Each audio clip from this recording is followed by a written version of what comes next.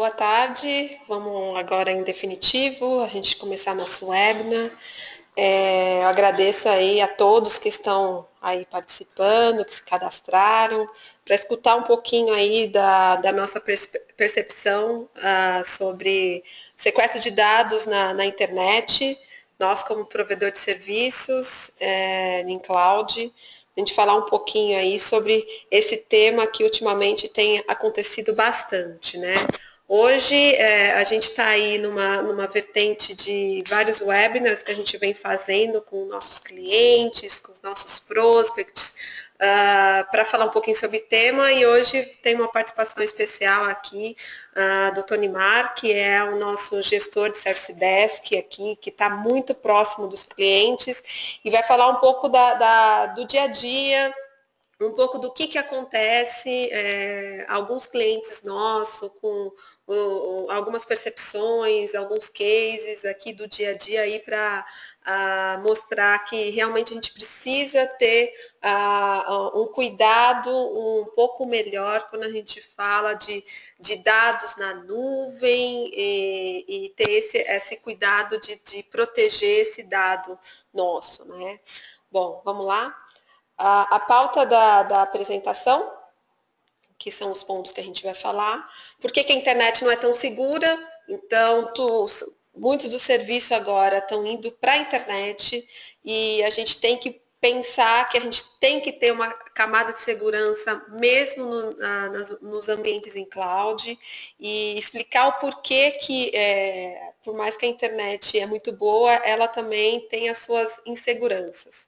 Entendendo um pouquinho aí sobre sequestro de dados e que é o malware do momento, que é o ransomware, que temos casos próximos de clientes que pegaram e algumas ações que foram feitas com o provedor de cloud e mostrar também o que tem que se pensar sobre esse malware aí do momento, né? Bem como como combater esse mal, com ações simples, eficientes e que funcionem em qualquer lugar, independente de antivírus, independente de anti-malwares, algumas ações básicas que a gente precisa manter no nosso ambiente de TI, que realmente nos proteger desse mal, né? Falar um pouquinho de backup, quais as ações, o porquê que a importância e como a online se posiciona com soluções de backup. E no final vou falar bem rápido um pouquinho sobre a Online Data Cloud, tá? Eu não dei abertura para o Tony mais se apresentar e falar com todo mundo aí. Pode falar aí, Tony. Boa tarde a todos. Importante aí a gente tratar sobre essas questões aí que a Fernanda comentou. Nosso ambiente aí, né? Todo mundo que tem preocupação com os dados e a continuidade do serviço, a gente sabe o quanto é importante a parte de segurança e como cada vez mais vem surgindo esse amiguinho aí de todos aí, né? Do mal aí, né? Esse tal de ransomware aí. E essa parte tem a ver com backup e a importância do backup. Então a gente vai desenrolar um pouco aí sobre alguns conceitos sobre essa questão de segurança que a Fernanda vai comentar aqui e depois a gente vai apresentar alguns casos práticos de como a gente pode prever isso, prevenir e ações futuras aí e a importância provavelmente dita do backup na parte de segurança contra o ransomware aí, na batalha sobre esse malware. Ok, bom, vamos lá. Por que a internet não é tão segura?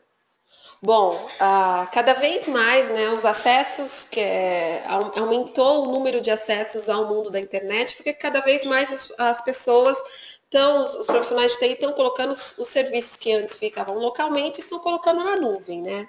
Então, cada vez mais se crescem esses tipos de crimes, esses tipos de acesso, que muitas vezes o pessoal coloca os serviços na nuvem, mas não se atenta a alguns requisitos básicos de segurança que a gente tem que se atentar quando a gente está contratando esse tipo de serviço. Então, assim, a gente tem que pensar que agora os servidores não estão mais localmente, onde a portaria é o limite ali. Não, agora estão na nuvem, né? E cada vez mais a internet vem se transformando numa terra sem lei. Porque não existem grandes legislações sobre esse tipo de crimes que podem acontecer na internet. Aí vem um furo que pode acontecer em invasões, alguma coisa nesse cenário, né? Então, as empresas de segurança, como o Trend, Kaspersky, entre outras aí no mercado, Symantec, elas viram que em 2015 houve cerca de quase 2 milhões de infecções por malwares, não só ransomware, mas por malwares. Então, por quê? Aumentou os acessos na internet, né? Aumentou os serviços na internet, que antes você tinha o seu RP interno, agora você tem o seu RP na nuvem, né? Então, onde o seu dado importante, que é o seu dado financeiro, o core principal da empresa, que antes ficava dentro, agora fica na nuvem, e é onde os grandes hackers identificaram uma oportunidade de hackear esse tipo de informação, onde também aumentou esse tipo de malware por criptografia, que é o ransomware, né?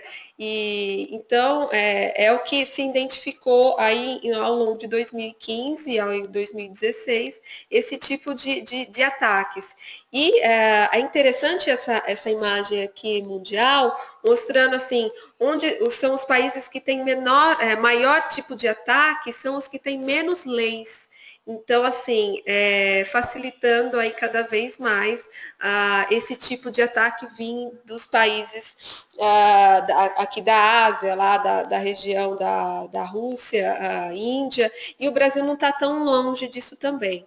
Então, assim, isso identifica potenciais lugares que podem vir a ter esse tipo de ataque, como podem sofrer também pelo fato de não existirem leis segmentadas para isso, né? Então, é por isso que tem que se fechar algumas arestas com relação ao governo sobre isso, para também diminuir esse tipo de crime, né? Entendendo um pouquinho sobre o ransomware, né? Que é muito comentado, que como pode ver, não é muito novo. Isso daí já aconteceu desde 89, né? Então, é algo que se identificou lá no passado como um jeito de a gente conseguir roubar, acessar uma vulnerabilidade, conseguir acessar o dado de alguém, de uma empresa, e criptografar e pedir sequestro. Então, esse é o principal meio do ransom, a característica dele funcionar. A gente acessar a uma vulnerabilidade de segurança, conseguir acessar os dados, criptografar e acessar e ter o resgate. Só que se evoluiu de 89 para aí aqui, não, depois eu mostro. Se evoluiu de 89 para 2000, por que tem esse longo gap disso? Porque o grande problema do ransomware é que é o resgate. E o resgate é um modo que você precisa pagar para a pessoa que está te chantageando, mas ela não pode ser rastreada. Então, assim, o que aconteceu é que se conseguiu se rastrear muitos que tentaram aplicar esse tipo de malware nesse período, porque eles não conseguiam fazer com que a parte do resgate fosse algo que não fosse identificado, né? Então, o que aconteceu nesse período também? O crescimento do mercado financeiro em moeda virtual. Então, aqui que nasceu esse tipo de moeda, essa troca de moeda virtual, e que é um jeito como se é um banco virtual que você consegue se cadastrar. Qualquer um consegue se cadastrar e qualquer um consegue movimentar dinheiro nesse modo virtual. Então, desse período foi que teve esse gap, porque estava se lançando esse tipo de moeda para não ter a rastreabilidade de pagamentos, né? Então, essa é a principal característica do ransomware, né? E como os criminosos se instalam? Por vulnerabilidades, que pode ser desde aquele seu e-mail que passou pelo anti-spam, que pode ser desde aquele patch que você não atualizou o seu Windows Update ou o seu Linux, alguma coisa nesse tipo, que eles vão conseguir entrar, ou mesmo um notebook de um funcionário, prestador de serviço que tem acesso, que a gente, às vezes os clientes, os profissionais de TI dão acesso a esse tipo de pessoal e por esses notebooks conseguem acessar até os servidores. Então, é esse meio que ele acessa, né? Então, é onde que a gente tem que analisar uma certa, ser criterioso com a parte de controle de acesso, de ter essa parte de controles de quem pode acessar o quê. Então, é por aqui que é por aqui que eles chegam, que eles sabem que os servidores muitas vezes estão com um monte de antivírus potentes, anti-malwares, estão atualizados, mas eles sempre pegam no mais vulnerável, que são os notebooks, os tablets, que podem ter acessos móveis e estão em várias redes ao mesmo tempo e possuem privilégios de acesso no ambiente, né? Então, o que faz um ransomware, principalmente? Ele criptografa os dados e não deixa você acessar. Ponto. Você fica com seu banco de dados inoperante, fica com seu ambiente sem acesso, seus arquivos, suas planilhas, tudo. Ou seja, a função, os dados principais da empresa ficam nas mãos desse tipo de criminoso, né? Então, aqui é a evolução que eu comentei lá no passado, do gap de 89 até 2005, e 2005 é onde se consolidou basicamente a parte do mercado virtual, e hoje em dia vocês já devem sabem até fazer transações nesse tipo de moeda, que são os bitcoins, os litecoins, que é a moeda virtual que os criminosos solicitam o resgate desse tipo de informação. Então, assim, daí, quando se consolidou esse tipo de mercado, aumentou muito mais a evolução de novos ransomwares e de vários meios de acesso e de vários modos onde as empresas de segurança cada vez mais estão tentando montar, entregar vacinas, montar ambientes, entregar soluções que consiga minimizar esse tipo de acesso ao ambiente, porque não é só um antivírus, um anti-malware que vai fazer, o que você tem instalado, que vai te proteger. Você precisa de um conjunto de ações que precisam ser feitas no ambiente para você conseguir ter esse tipo de malware sanado, né? Essa é a ideia. Bom, aqui são os top 10 do ransomware, só a caráter de informação, mas tenho certeza que já saiu vários novos aí no mercado, tá? Bom, aqui são alguns exemplos de telinhas que podem acontecer, que podem mostrar que, de repente, que acontece, que cliente nos mostra. Essas são algumas pequenas telas que aparecem, mas eu tenho vários tipos de meios que podem acontecer. Complementando o que a Fernanda acabou de falar para todo mundo, a gente vê aí, né, que desde 2005 até agora, aí 2016, 2017, a quantidade de ransomware que surgiram, né? Então a gente vê aí que foi o boom do pessoal começando a migrar soluções para cloud, né, que veio junto com isso, porque junto com a migração para cloud surgiu um novo problema, né? A forma do acesso. Muitas vezes o pessoal faz o simples acesso remoto via um remote desktop da vida, algo, em alguns casos até via um TeamViewer e algumas outras soluções de acesso remoto. Cada um tem em mãos no momento. Então o pessoal do outro lado também viu a necessidade de se esforçar, né? Que é aquela velha briga de polícia e ladrão, né? Um vai se aperfeiçoando para vencer o outro. E a gente vê o que? Essa questão de combater os malwares, o que a gente vai encontrar aí, né? A gente tem o malware, mas por onde que ele vem? Como a Fernanda comentou, pelo elo mais fraco. Não adianta eu ter um antivírus instalado apenas no servidor e esquecer a ponta do usuário também, que é ele quem vai estar fazendo acesso. Se eu tiver um servidor com restrições de acesso, vai me garantir uma segurança maior do que se eu não tivesse nenhuma segurança. Só que só isso não basta. Às vezes existem configurações, porque por mais que a gente queira deixar a nossa rede totalmente 100%, sempre ficam brechas. E é aí que o pessoal ataca. Então a gente pode pegar alguns exemplos. O pessoal imagina que eu tenho acesso a um servidor de arquivos, a determinada uma pasta comercial, todo mundo tem acesso, porém uma pasta do administrativo tem um compartilhamento de everyone, ou seja, a pessoa esqueceu, um erro, né, operacional, esqueceu de deixar essa permissão bloqueada. Então por ali já é uma brecha para que meu malware entre e faça com que criptografe os dados, né, no caso de um ransomware, e trave tudo. Então ele entra por ali e começa a devastar todo o ambiente por aquela brecha que ele encontrou. Tá? E põe o lado do usuário. O lado do usuário é porque a máquina dele provavelmente é o notebook que ele leva para casa, ou de repente eu deixei entrar na minha rede um notebook de terceiro, ele conectou na minha rede de Wi-Fi de visitante que está no mesmo segmento da minha rede corporativa, e aí ele começou a fazer todo esse trabalho.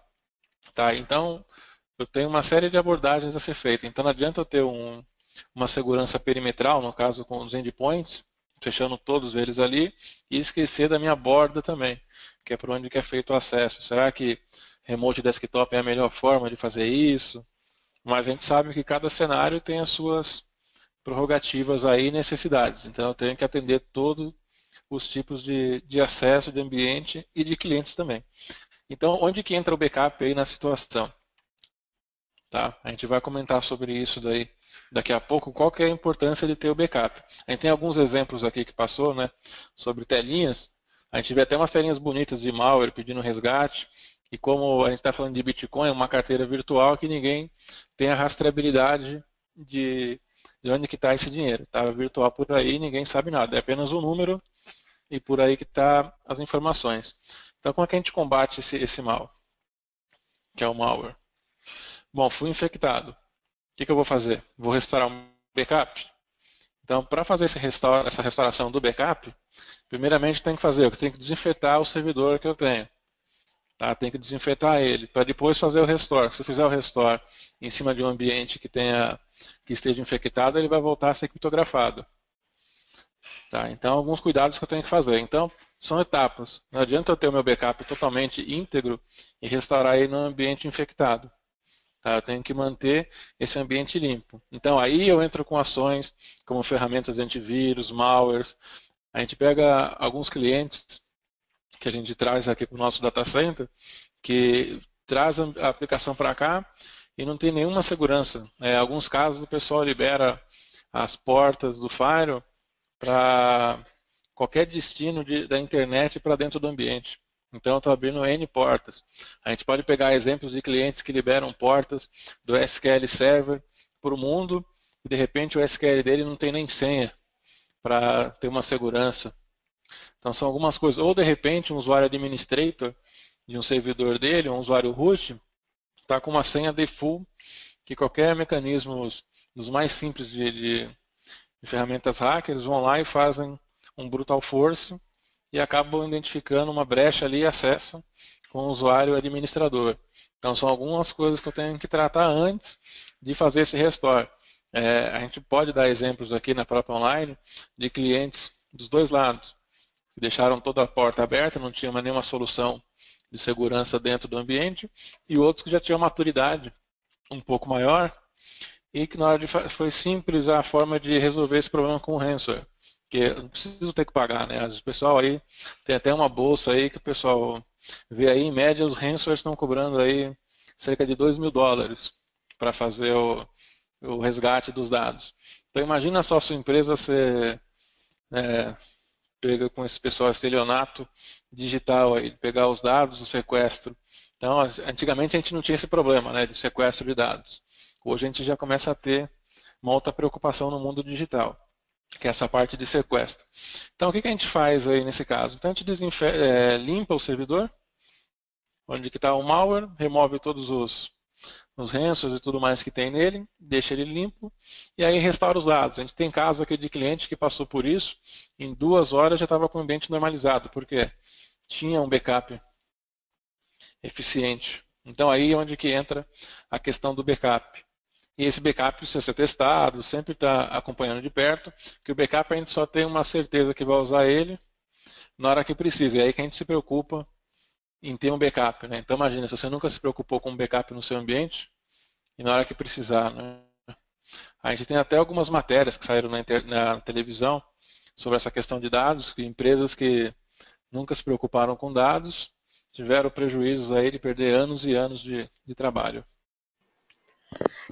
E esse tipo de dados que o Tony Mário falou, os hackers, eles negociam o seu dado, né? De repente, eles roubam o seu dado e até com relação à publicação de dados de cartão de crédito, tudo, se não tiver o pagamento.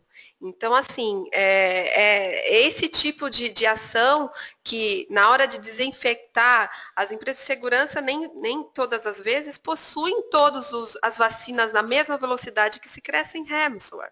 Então, assim, a gente tem que se preocupar com essa camada de segurança que vem com soluções simples. Um simples backup bem implementado, e não é nada de bicho de sete cabeças, mas assim, toda vez que tem uma aplicação nova, se tomar cuidado com o backup daquilo, né? Como que eu vou voltar em caso de desastre, né? Em a posição de um dia anterior. Então, assim, é o que a gente tem que fazer. E pagar o resgate não é recomendado. A gente sabe disso, que a gente só está alimentando esse tipo de ação, que a gente conhece que tem clientes que teve que fazer isso porque simplesmente não tinha uma pastinha backupeada. É muito simples isso, né? Bom, continuando, a gente vai algumas práticas, que nem o próprio Tomimar já falou, que a gente precisa delimitar os acessos dos usuários aos servidores, sempre aplicar varreduras de anti-malware e antivírus, mas lembrando, não é suficiente ter o antivírus nesses servidores, pensando que é um conjunto de coisas, de configurações, de parametrizações que faz a gente diminuir as vulnerabilidades dos ambientes. Não adianta a gente ter um antivírus atualizado num sistema operacional antigo. Ele não vai ser eficiente naquilo, entendeu? Porque o antivírus mais novo não conhece as vulnerabilidades do servidor antigo. Então, a gente precisa ter a atualização dos sistemas. E a gente tem uma série de soluções de mercado que fazem, que criam até patches virtuais, que criam que blindam os servidores, porque a gente sabe que tem aplicações que só funcionam porque já são antigas, num sistema operacional antigo, mas a gente tem como criar camadas de segurança em volta desse servidor obsoleto, mas que precisa estar funcionando ainda. E esse tipo de servidor está vindo para a cloud, né? Então está sendo público. A gente tem que pensar nisso. E por último, tem que ter a conscientização dos usuários. É muito legal a gente ter a mobilidade de ter o seu ambiente na nuvem, mas o pessoal de TI tem que ter outras preocupações, tem que falar com os usuários com relação a controle de acesso, ter alguns permissionamentos restritos quando estiver fora da rede, enfim, alguma coisa. Então, muitas vezes os profissionais de TI falam, vai para a nuvem, acabou o meu trabalho. Não é bem assim, não.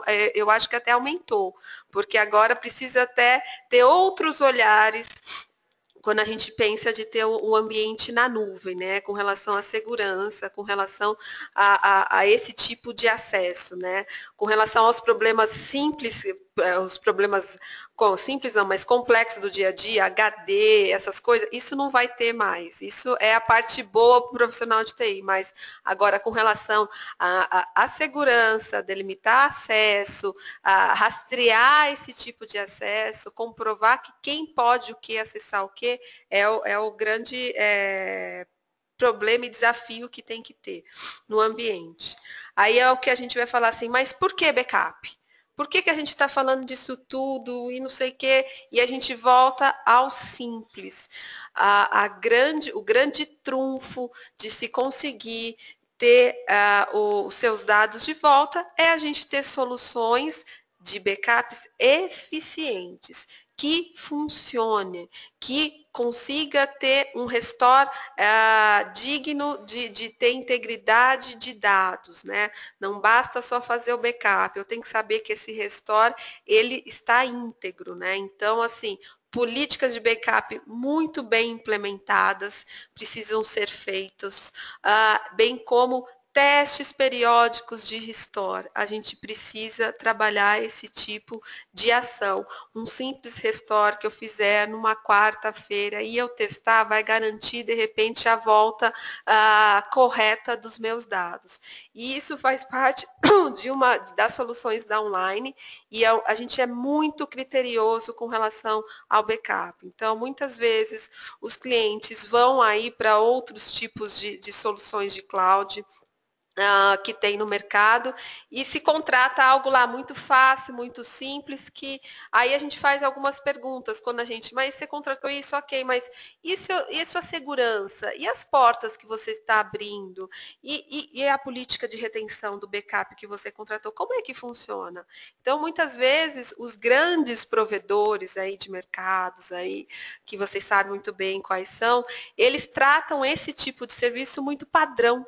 Eu não consigo ter a flexibilidade de eu personalizar a política de backup para a empresa A, para a empresa B, para a empresa C, que precisa, cada empresa tem a sua política, a sua particularidade, bem como com relação a restrições de segurança. O que é segurança para um é insegurança para outro, dependendo do tipo de aplicação.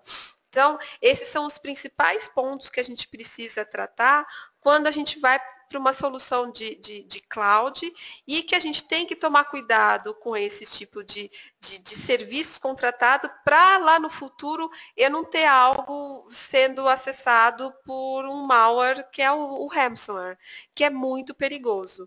Então, assim, com relação a esse tipo de acesso. Vamos falar um pouquinho? Vamos continuar sobre essa questão do backup e da importância. Complementando o que a Fernanda comentou, eu preciso ter o backup. O backup seria a forma mais rápida após eu ter o meu ambiente limpo, né? Se eu garanto o meu ambiente limpo, eu vou estar funcionando normal. O backup ele vai ser a segunda opção que você vai ter aí para ter o seu ambiente operacional novamente. Então, eu preciso ter um backup disponível e a hora que eu precisar. Então, se eu tiver um problema, peguei um ransomware, o que eu tenho que fazer? Putz, não tem uma ferramenta de malware aqui para garantir que o servidor está limpo. Então, eu vou subir um servidor novo, montar um ambiente novo, o que seja, e eu preciso fazer o restore desse meu backup. Não adianta eu fazer o restore de um ambiente que está infectado também. Por isso a questão dos testes periódicos, por isso essa questão de acompanhamento com backup, a gente está dando aqui um enfoque bem forte na parte do backup, porque tem que ser acompanhado de perto, que muita coisa eu consigo restaurar de forma rápida e garantir a continuidade dos serviços em menos tempo possível da parada por uma infecção no caso de um ransomware. Porque o tempo de eu pagar um resgate, até se ele me retornar com a informação, né? Vai saber se ele não está querendo mais também. Então tem isso daí. Então a gente vê aqui na online, a gente tem casos de clientes que são prestadores de serviço na área de consultoria de TI também, e eles hospedam ambientes de clientes aqui. Então a gente pega muito isso daí, que o pessoal pede suporte, e às vezes a consultoria, o papel dele é fazer o meio campo ali entre o que o cliente quer e uma hospedagem, no caso, uma data cloud, que nem a nossa aqui. E ele não tem esse acompanhamento de uma parte de... Não é preocupação dele isso daí, né? Isso aí precisa ter o cliente. Então a gente faz todo esse acompanhamento, tem aqui a nossa cloud de backup, a gente oferece serviço de backup para clientes somente, em vez de ter o ambiente aqui com a gente. Tem clientes que não estão hospedados com a gente, mas possuem o backup com a gente aqui. Por quê? Porque tem aquela questão de flexibilidade, espaço que ele vai ter local também. Se tiver um problema, quem garante que onde que ele está, o backup não vai ser afetado? Não precisa contar com dois lugares, né? A gente colocou aqui, ter o backup em dois ambientes, então a gente leva muito, eu tenho o meu ambiente aqui na empresa A e vou guardar em outro local. Será que eu preciso ter esse custo? Quanto será que isso vai custar para a minha pessoa? Eu preciso ter um acompanhamento disso. E os serviços em nuvens, né, que a gente tem por aí, isso aí já é o futuro, né? Então a gente pegar algumas pesquisas por aí, já tem mais de 80% das empresas migrando para a nuvem. Então é um caminho sem volta aí. Eu tenho além da redução de custo, redução de espaço, uma série de outros fatores em conjunto com essa questão. Então o backup tem uma importância aí, diria que 90% dos problemas seriam resolvidos se eu tivesse um backup íntegro e sendo feito da maneira correta. Tá? O que mais que a gente pode comentar com relação ao backup aqui? Antes de falar um pouco do que a online oferece para vocês. Tá? A política de segurança ela é muito importante. E o acompanhamento da pessoa que está fazendo essa contratação do serviço, aí já falando um pouco da online aqui, tá? É importante, porque ela tem que saber o prazo que ela precisa ter informação. Quanto tempo é o mínimo que eu preciso armazenar essas informações? Para no caso de algum problema, quanto que eu preciso? A gente tem clientes aqui que tem a retenção de 5 dias. Então uma semana, aí, uma semana útil, vamos dizer assim, já é o suficiente. Outros eu tenho a necessidade de manter por um ano, devido a alguma legislação, algum compliance que eu preciso ter. Tá? Então a gente tem aqui a forma de oferecer essas questões de backup, mas não só o backup em si, mas como a gente já comentou aqui, a gente bate até um pouco nessa tecla, a gente desde o início da parte de arquitetura, até a entrega do projeto, a gente vem acompanhando, fazendo um trabalho junto com os clientes, para que a entrega do serviço seja de uma forma segura. Então a gente chega a ser chato com relação a portas, para garantir que o cliente não passe por esses problemas. Alguns acabam passando porque tem necessidade de liberar, então a gente tem todos esses parâmetros para evitar que o nosso cliente caia num problema como esse. Tá? E aí, comentando aqui um pouco por dentro da online, a Fernanda vai passar para vocês algumas informações. Bom, então a ideia mesmo é falar sobre a online aqui um pouquinho mais, sobre os nossos serviços, bem rápido, para posicionar nós como os provedores de serviço cloud, como que a gente consegue entender o ransomware como um problema, mas aqui a gente tem soluções simples para isso, né? Então, assim, como que a gente trabalha, como que a gente funciona. Então, aqui bem rapidinho para vocês aqui um pouquinho sobre nossa característica. Bom, a gente tem um corpo técnico de 50 funcionários e até mais. A gente tem 2 filiais em São Paulo e em Campinas e em Goiânia agora também. A gente também tá com o escritório em Goiânia. Nós trabalhamos com 2 data centers até o momento, porque nós somos um provedor de internet também, onde o ambiente de produção é um lugar, o ambiente de backup é outro. Então, assim, e vice-versa, a gente tem soluções também de continuidade nesses ambientes, uma série de certificações também para tudo isso, para trazer confiança para o cliente que tem hospedado com a gente. E praticamente, assim, nosso corpo técnico é composto de técnicos certificados e com uma característica muito peculiar, com característica de consultoria, que nem a gente está aqui mostrando para vocês. Então, assim, no dia a dia aqui, a nossa principal ação é tirar dúvida dos clientes do que pode ir para a cloud, do que não pode. Eu tenho aqui um corpo da área de segurança que pode tirar dúvidas sobre qual é o melhor meio de configuração de um firewall, de parametrização, para eu não ficar exposto. Então, assim, para tirar todas essas dúvidas e trazer a confiança do ambiente de vocês, porque hoje o ambiente não está mais dentro da casa, dentro da empresa, né? Está na nuvem, mas essa nuvem tem que ser muito próxima do cliente, na necessidade dele, na necessidade de aumento de recurso, na necessidade de precisar fazer algum teste, alguma coisa nesse meio, né? Então, a ideia da online Opa, cadê? A ideia da online de soluções é trazer essa confiabilidade dos serviços, né? Com serviços especializados, com velocidade, performance, através de parcerias aí de hardwares parrudos que a gente tem para entregar os serviços para vocês.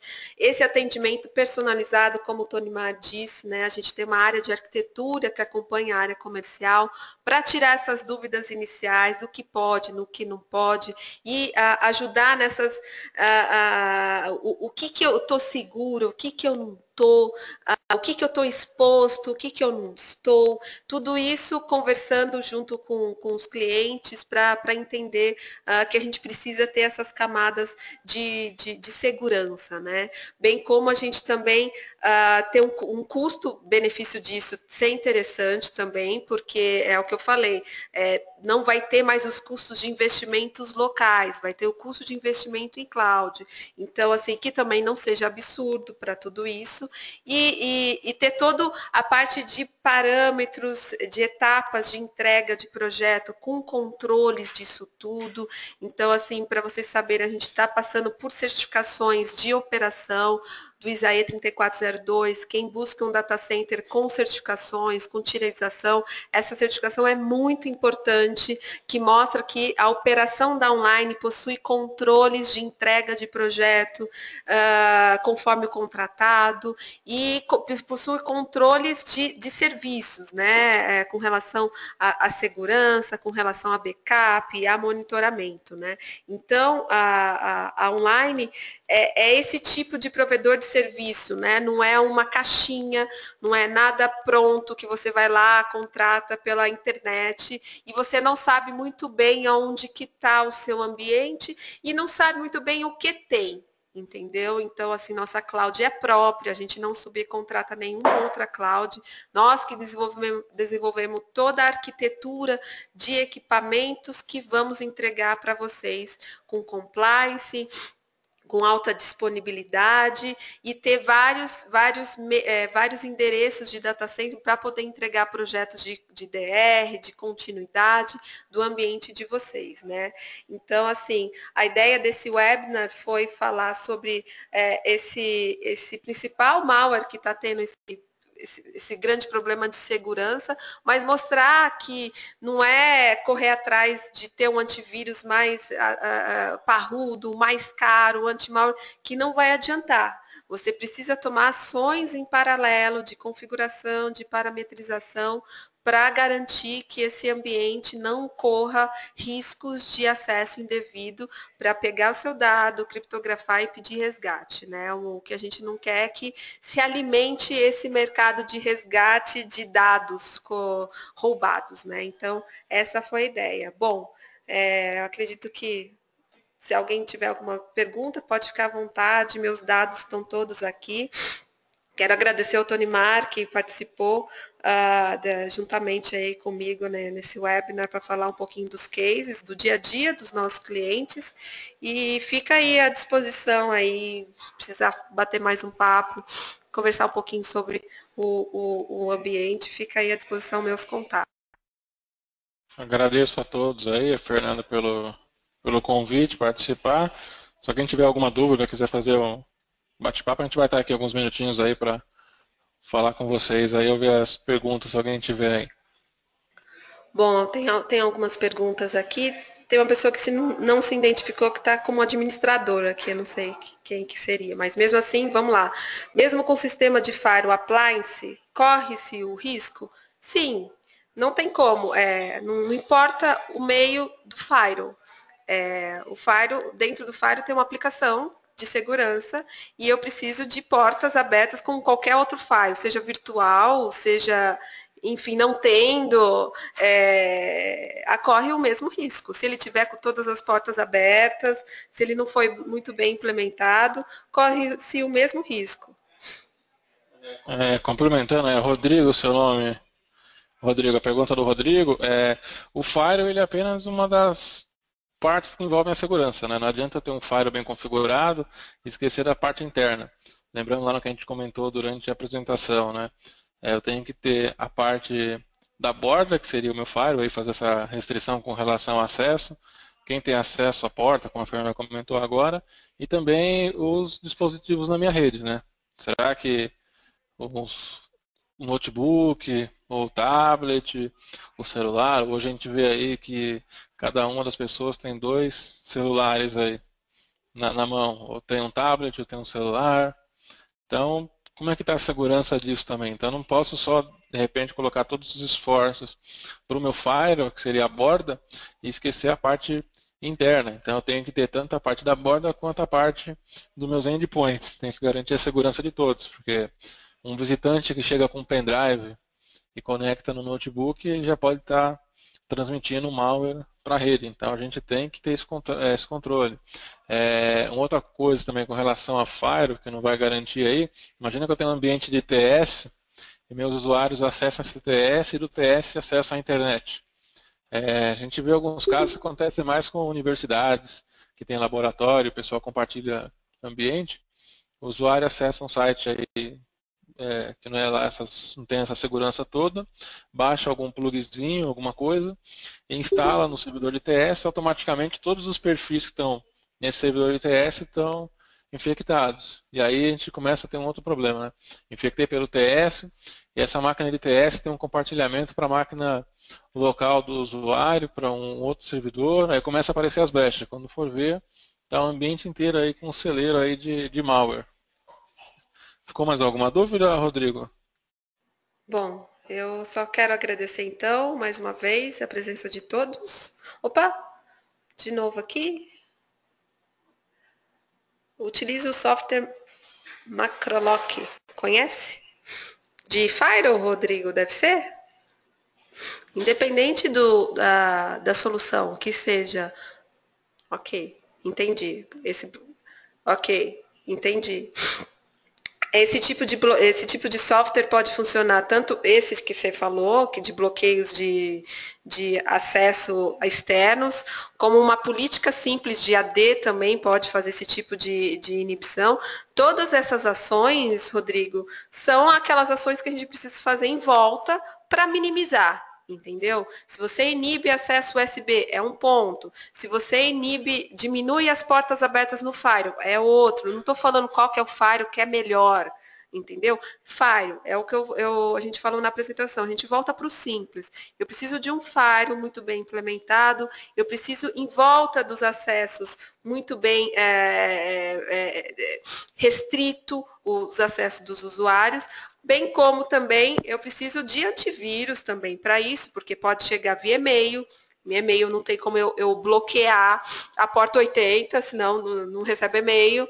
Então, eu preciso também ter esse tipo de ação e o backup muito bem implementado também. Porque se passar algum tipo se furar um tipo de acesso, eu vou garantir o backup lá, que é a coisa mais simples que a gente volta a ter. Bom, Muted.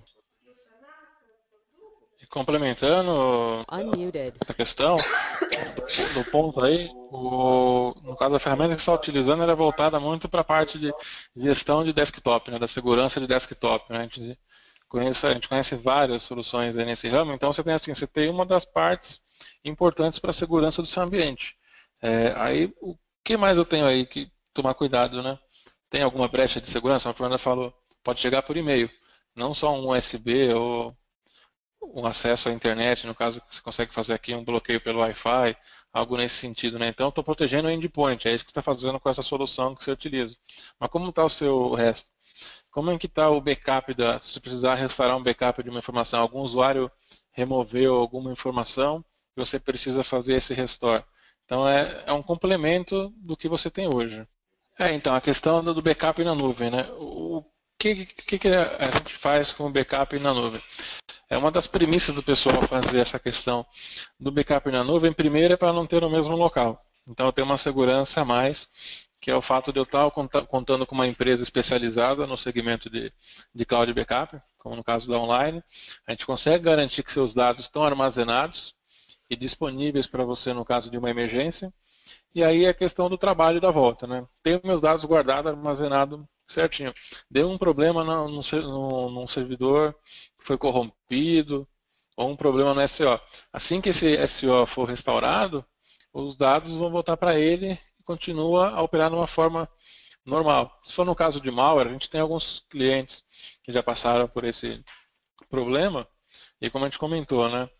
Foi feita a limpeza do servidor, garantido que não tem nenhum malware mais rodando no servidor. Feito o restore, o cliente continuou tocando a vida dele tranquilamente, Só ficou aquele tempo onde houve a infecção aí com uma certa indisponibilidade, mas depois continuou trabalhando normalmente.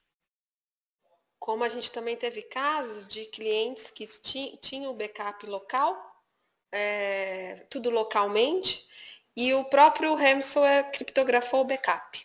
Então, assim, isso mostra que tem que ter um segundo site. Então, assim, é a importância que a gente volta a falar de não ter somente num lugar, entendeu? Bom, gente, eu quero agradecer, então, vou finalizando aí as perguntas, a presença de todos, e numa próxima aí, o nosso pessoal de marketing aí vai falar dos próximos webinars que a gente vai fazer. E eu agradeço a Tony Mar também pela presença, que mostrou aí alguns cases, a aplicabilidade disso tudo no dia a dia aí dos nossos clientes. Bom, um abraço a todos e até o próximo.